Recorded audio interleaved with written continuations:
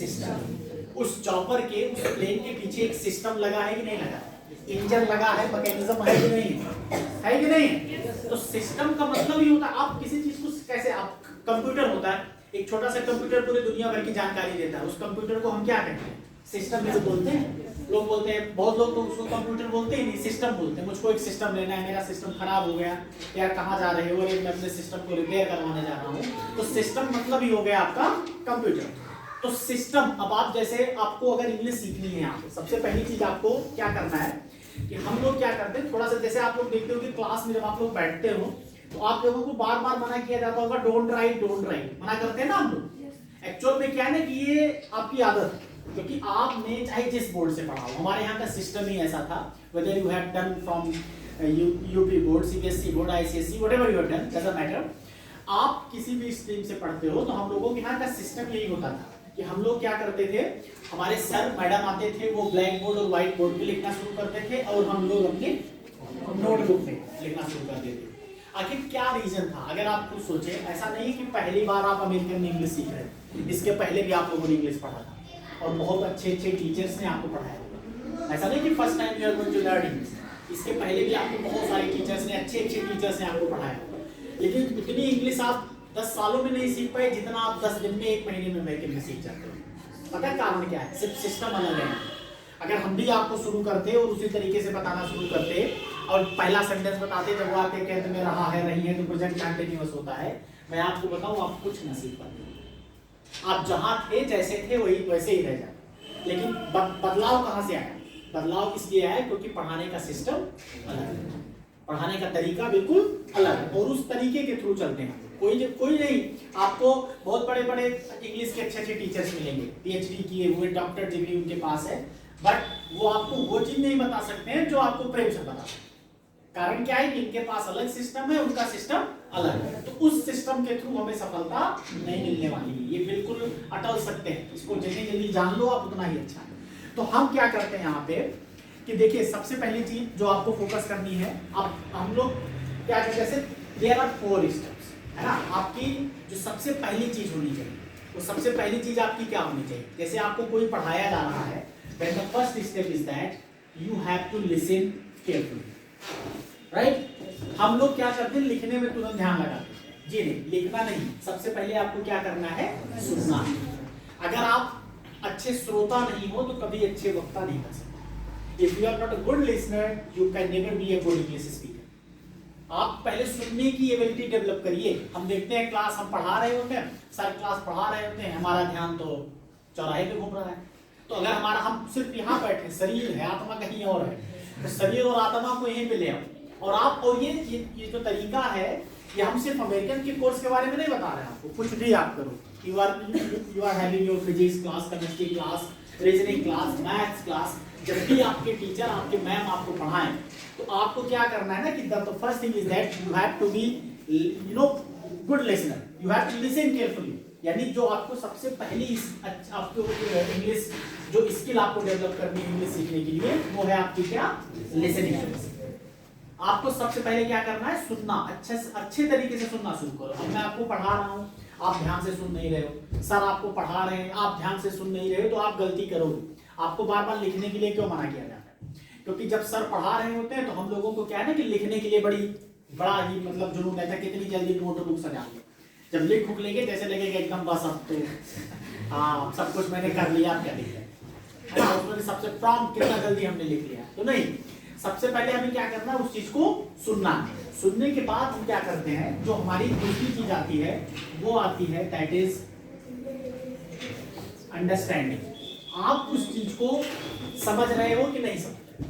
अगर आपने सुना तो सुनने के बाद आपको समझना पड़ेगा कि नहीं समझना पड़ेगा। अगर मेरे मुंह से निकला अरस्तु, तो अरस्तु आपने सुना, अब सुनने के बाद आप समझो कि अरस्तु कौन है। अरस्तु किसी फल का नाम है कि अरस्तु किसी शहर का नाम है कि अरस्तु किसी जिले का नाम है कि अरस्तु किसी व्यक्ति का नाम है।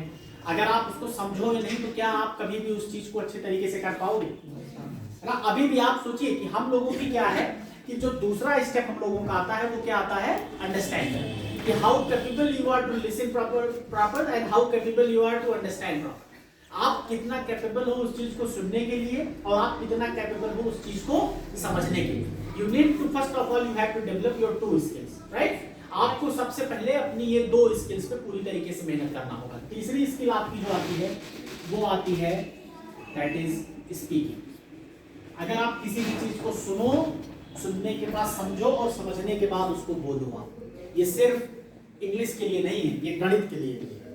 किसी भी चीज को याद करने का सबसे बेहतर तरीका पता है क्या होता है? किसी भी चीज को लर्न करने का हम लोग हमेशा सोचते हैं कि लिख के उस चीज को याद करें, जी किसी भी चीज को याद करने का सबसे अच्छा तरीका होता है बोलना। कोई भी वर्ड आप ले लो, उस वर्ड को अभी आप 5-6 बार आप बोल लो। मान लीजिए आपने एक वर्ड ले लिया सबमिट, सबमिट मतलब जमा करना। अब अगर आपको ये वर्ड याद करना है तो लिखने से नहीं आना, आप इसको 6-7 बार सेंटेंस में बोल लो। मैंने कॉपी सबमिट किया, मैं सबमिट करूंगा, तुम्हें सबमिट करना चाहिए, तुम्हें सबमिट करना चाहिए था। मैं आपसे गारंटी ले रहा हूं सबमिट वर्ड आप कभी भी नहीं बोलोगे। क्यों नहीं बोलोगे? क्योंकि आपने उसको बोल लिया। अमेरिकन में आने से पहले भी आपको hi hello how are you पता था, ऐसा नहीं कि आपको हाउ आर यू नहीं पता था, लेकिन आप यूज नहीं करते, राइट। लेकिन यहाँ पे आपने क्या किया? आपने यूज करना शुरू कर दिया। और जब सर ने पहली क्लास पढ़ाई होगी तो आपने उसको लिखा भी होगा हाउ आर यू, लेकिन क्या कभी आपको पलट के देखना पड़ा? किसी दोस्त ने आपसे, सर ने आपसे पूछा हाउ आर यू, तो आप सोचे यार इसका जवाब क्या था, तो जाओ मैं देखो अपनी नोटबुक में मैंने क्या लिखा। आपको कभी वो जवाब जानने के लिए आपको अपने पन्ने पलटने पड़े? नहीं पलटना पड़ा था। इसलिए नहीं पलटना पड़ा क्योंकि डेली 10 बार ये चीज होती है। सर वहां पे मिलेंगे तो हाउ आर यू, क्लास शुरू करने से पहले हाउ आर यू, यार फ्रेंड मिलेगा तो वो भी हाउ आर यू पूछेगा, दूसरा फ्रेंड मिलेगा वो भी हाउ आर यू पूछूंगा, मैं भी पूछूंगा। यानी धीरे धीरे धीरे धीरे वो चीज हमारी टंग पे आ गई, हमारे रूटीन में आ गई। और जब वो रूटीन में आ गई तो हम उसको नहीं। आप कोई भी इवन यहाँ तक की अच्छी थ्योरी में ये भी बताया गया, अगर आप मैथ्स भी पढ़ रहे हो तो मन में बोलो। आप कैलकुलेशन कर रहे हो तो मन में 2-4 बार उस कैलकुलेशन को बोल लो। कोई फार्मूला है, उस फार्मूले को 4-5 बार आप जरूर बोलो। लिखते समय आप जरूर बोलो। यानी the third step is speaking, right. And fourth step जो आपका आता है वो है दैट इज राइटिंग। समझ में आया ना? अब हम लोग क्या करते हैं? 4 चीज। अब हम भी तो सोचेंगे कि नहीं ठीक है, चारों चीज तो है, हम भी तो यही करते हैं, आप भी करते हो, एग्जैक्टली आप करते हो, आप और मेहनत करते हो। बट आप क्या करते हो कि आप उस चीज को सिस्टमैटिक नहीं, आप क्रम वाइज नहीं करते हो, आप स्टेप टू स्टेप नहीं करते।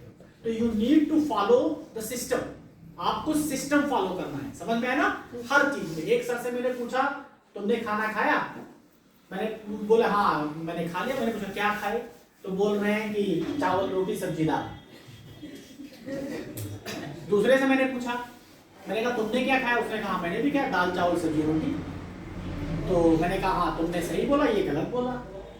तो कहने लगा सर मैंने क्या गलत बोला, चारों चीज ये भी खाई, चारों मैं भी खाया, इसके भी पेट में गया, मेरे भी पेट में गया। लेकिन गलती थी कि नहीं? गलती किस चीज में थी? अब बोलने में गलती। क्योंकि दाल चावल सब्जी रोटी ये थोड़ा सिस्टमेटिक है कि नहीं? दाल चावल का कॉम्बिनेशन बन गया, सब्जी रोटी का कॉम्बिनेशन। लेकिन रोटी चावल का कोई कॉम्बिनेशन नहीं है, और सब्जी और दाल का कोई कॉम्बिनेशन है।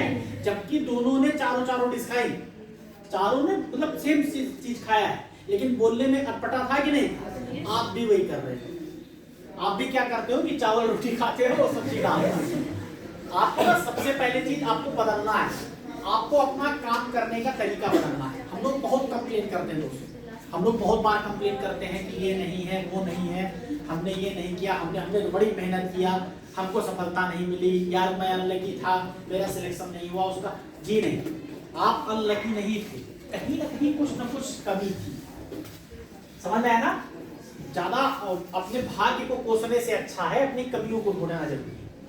आप ये मान के चलो कि नहीं कुछ ना कुछ तो जिसका सिलेक्शन हुआ उसके अंदर कुछ ना कुछ प्लस था, मेरा नहीं हुआ, इसका मतलब कहीं ना कहीं मैंने लैक किया। अब अगर आप वो अपना लैक जान जाओ, आप अपनी कमी जान जाओ देन फाइन। नहीं जान पाओ तो उलझे रहो, ब्लेम करते रहो, ये है वो है, उसके पापा ये किए, मेरे पापा ये नहीं किए, वो कर लेते तो अच्छा था। यहाँ पे जो है हाँ 1 लाख रुपए में 1 करोड़ जमीन बीघा जमीन भी मेरे पापा ने नहीं खरीदा, उसके पापा ने खरीद दिया। तो ये सब बातें कुछ भी सब एक्सक्यूजेज हैं। समझ में आया ना? तब की परिस्थितियां भी अलग थी, अब की परिस्थितियां अलग। पापा अलग कंडीशन में थे, आप अलग कंडीशन में। तो वो चीजें कभी भी इन चीजों पे हम घुमा फिरा के ऐसा होता तो ऐसा कर लेता, ये सब जो फेलियर्स होते हैं ना डेली, वो इस चीज करते हैं। बेहतर है कि हम अपनी कमी को जानें, हमारी कमी कहाँ। तो आप लोगों से my request is to you all that the first thing you all have to do, that you have to follow system. Your first system of learning is listening, and the second one is understanding, and the third one is speaking, and the fourth and last one is writing. And I'm quite sure if you are just going to follow all the systematic way, you are not going to see, you know, in your life unsuccessfulness. You are going to be successful if you are doing your work properly. आप उस चीज को properly कर रहे हो, आप उस चीज को सिस्टम के साथ कर रहे हो, तरीके के साथ कर रहे हो, तो आपको कभी भी दिक्कत आने वाली नहीं। हाँ, थोड़ी परेशानी आएगी, थोड़ी मुसीबतें आएंगी, कुछ ना कुछ तो होगा ही, लेकिन ऐसा नहीं है। साथ ही साथ हम लोगों को क्या करना है, हम लोगों को एक अच्छा एटमॉस्फेयर बनाना, एक अच्छा वर्क बनाना। जैसे हम लोग देखें, आप सारे लोग हो अमेरिकन में, पता सबसे अमेरिकन की अच्छी चीज क्या है, what is the best thing? American की पढ़ाई सबसे अच्छी चीज नहीं, अमेरिकन का सिस्टम सबसे अच्छा। भी मैं सिस्टम को भी नहीं अप्रिशिएट कर रहा हूँ, नहीं ठीक है, it is one of the best system. It may be इससे बेहतर भी सिस्टम किसी के पास हो ना, तो मैं भी नहीं कह रहा हूँ कि all the teachers are up to the mark, all the teachers are well trained, ऐसा भी कुछ नहीं। But the best thing is that American में वो जो हमें एक परिवार वाला माहौल मिलता है। आपके लाइफ में बहुत सारी टीचर्स हैं, लेकिन आप कभी भी नहीं देखोगे कि जितना हम यहाँ के टीचर से कनेक्ट होते हैं या बच्चे जितना कनेक्ट हो जाते हैं, वो चीज़ आपको कहीं पे नहीं फील होती। आपको एक ग्रुप मिलता है सीखने। हम मैथ्स की क्लास लेते हैं, दो लोग अलग बैठे, दो लोग अलग बैठे, दो लोग कुछ भी नहीं, किसी में कोई कॉपरेशन नहीं। लेकिन अगर हम उस चीज़ को कॉपरेट करके एक दूसरे को कॉपरेशन के साथ चलें, आपकी इंग्लिश सीखने में जितना अहम रोल आपका होता है, उससे कई ज़्यादा गुना रोल आपका पार्टनर प्ले करता है। मानते हो कि नहीं मानते हो? yes. अगर आपके साथ प्रैक्टिस करने वाला कोई ना हो तो क्या आप बोल सकते हो? सर कितना भी पढ़ाया, कितना भी आपको पढ़ाया जाए, you can not speak unless you have a company. आपके पास कंपनी होना चाहिए, आपके पास एक काम करने का जुनून होना चाहिए। और वो जुनून पता है किस चीज से आएगा? वो जुनून आता है जब हम लोग करते हैं, दैट इज टीम। हम लोगों के यहाँ का सबसे बड़ा फॉल्ट यही है। हम इंडियंस की एक्चुअल में ये जो कमी है, ये कमी हमारे एजुकेशन सिस्टम में। हम लोगों के यहाँ टीम वर्क नहीं होता। हम लोग क्या करते हैं, आगे बढ़ना चाहते हैं, लेकिन हमें क्या पता होगा, जैसे हम लोगों के यहाँ फीलिंग, अरे यार ये क्वेश्चन का जवाब मुझे आता है, मैं जान दूँ, दोस्त को नहीं बताऊंगा, मुझे जानना उसको नहीं बताऊंगा, उसको बता दूंगा तो वो भी एक नंबर पा जाएगा, तो मैं भी एक नंबर पा गया, वो भी एक नंबर पा गया, तो फिर मेरा मतलब क्या रहा? मुझे उसको नहीं। हम लोगों के यहाँ का जो सिस्टम है, हम लोगों के यहाँ का जो माइंड सेट है, वो है आगे बढ़ो, सामने वाले को धक्का मार, है ना, एक को। हाँ, ये नहीं हम साथ हैं। जबकि हम लोग क्या करें कि अगर इसी चीज को हम लोग टीम वर्क नहीं करें, है ना। आप देखिए, जब हम लोग पहले क्या होता था, जैसे पहले गांव, आप लोग भी शायद जानते होंगे, जैसे गांव में लोग छप्पर रखते थे, है ना, अभी भी है।